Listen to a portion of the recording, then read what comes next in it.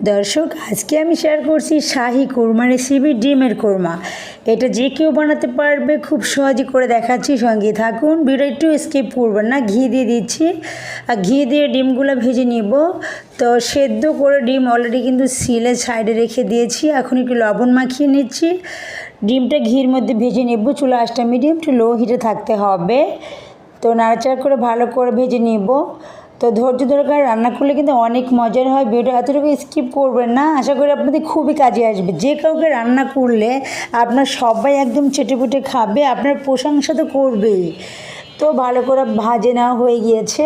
তো লাল লাল করে একটু ভেজে নিতে হবে। তো সঙ্গে থাকুন। যারা আমার ভিডিও নতুন এসেছেন, দেখে দেখে এতটুকু ভালো লেগে যায়, অবশ্যই সাবস্ক্রাইব করবেন।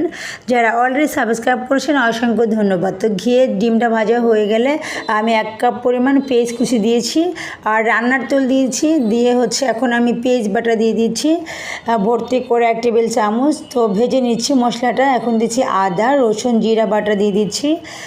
ভালো করে কষিয়ে নেব মশলাটা। ধৈর্য ধরে রান্না করলে রান্নার স্বাদ কিন্তু দ্বিগুণ হবে। তো একটু আদা বাটা দিয়েছি।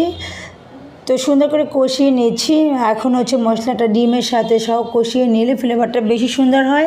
ধনিয়ার গুঁড়ো 1 টেবিল চামচ দিয়েছি। এখন দিচ্ছি মরিচের গুঁড়ো 1 টেবিল চামচ, জিরার গুঁড়ো দিয়েছি 1 টেবিল চামচ। তো ভালো করে মশলাটা আবারও একটু কষিয়ে নেব। চুলা আঁচটা কিন্তু মিডিয়াম টু লো হিটে থাকতে হবে, পুরো ফেলা যাবে না, তাহলে কিন্তু স্বাদ নষ্ট হয়ে যাবে।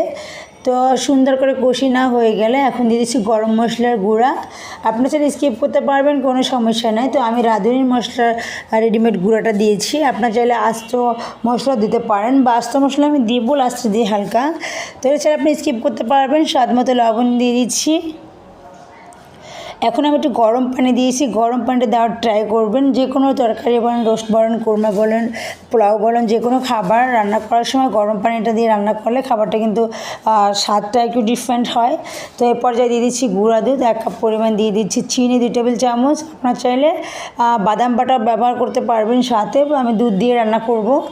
তো এর পর্যায়ে আমি আর একটু গরম মশলা দিয়ে দিচ্ছি আস্তে। আপনার চাইলে টক দই ব্যবহার করতে পারবেন। এর পর্যায়ে আমি দিচ্ছি কেওড়া জল। এখন দিয়ে দেবো খাবার গোলাপ জল, দিয়ে আধা টেবিল চামচ করে দিব সবগুলো। এখন লাস্টে ঘি দিয়ে দিয়েছি। চুলা আঁচটা মিডিয়াম টু এখনও লো হিটে রাখবো। নাড়াচাড়া করে মিক্স করে দিচ্ছি। তো আশা করি আপনাদের খুবই ভালো লেগেছে। আমি চেষ্টা করেছি খুব সহজে দেখানোর জন্য। আশা করি এভাবে রান্না করে একবার খেলে বারবার খেতে মন চাবে। আমি গ্রেভিটা দেখেন কতটা ঘন হয়েছে।